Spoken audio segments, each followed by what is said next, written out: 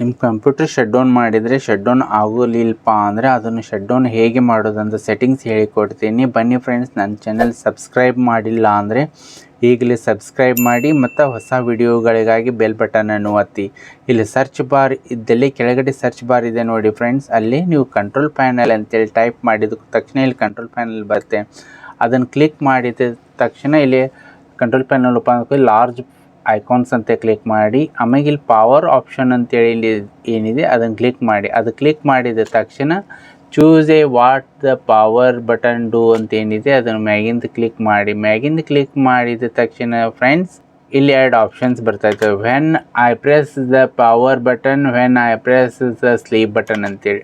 Do nothing ಅಂತೇಳಿ select ಮಾಡ್ಕೊಳ್ಳಿ. Change settings ಅಂತೇನಿದೆ options ಅದನ್ನು ಕ್ಲಿಕ್ ಮಾಡಿ. ಅದು ಕ್ಲಿಕ್ ಮಾಡಿದ ತಕ್ಷಣ ಇಲ್ಲಿ 4 ಬಾಕ್ಸ್ದಾಗ ಕ್ಲಿಕ್ ಮಾಡಿದ್ದು ಇರ್ತಾವಲ್ಲ ಅವನ್ನ ನೀವು ಅನ್ಚೆಕ್ ಮಾಡ್ಕೊಳ್ಳಿ. ಕ್ಲಿಕ್ ಮಾಡಿದ್ದನ್ನು ತೆಗೆದು ಇಲ್ಲಿ ಸೇವ್ ಚೇಂಜಸ್ ಅಂತೇಳಿ ಕ್ಲಿಕ್ ಮಾಡಿ. ಆವಾಗ ಇಲ್ಲಿ ಕ್ಲೋಸ್ ಮಾಡಿ. ಕ್ಲೋಸ್ ಮಾಡಿದ ತಕ್ಷಣ ನೀವು ಈ ಕಂಪ್ಯೂಟರ್ನ ಶಟ್ ಡೌನ್ ಮಾಡಿ ಶಟ್ ಡೌನ್ ಆಗುತ್ತೆ. ಈ ನನ್ನ ವಿಡಿಯೋ ಇಷ್ಟ ಆಗಿದ್ದರೆ ಲೈಕ್ ಮಾಡಿ, ಶೇರ್ ಮಾಡಿ ಮತ್ತು ಸಬ್ಸ್ಕ್ರೈಬ್ ಮಾಡಿ. ಮುಂದಿನ ವಿಡಿಯೋಗಾಗಿ ಭೇಟಿ ಆಗೋಣ. ಧನ್ಯವಾದಗಳು.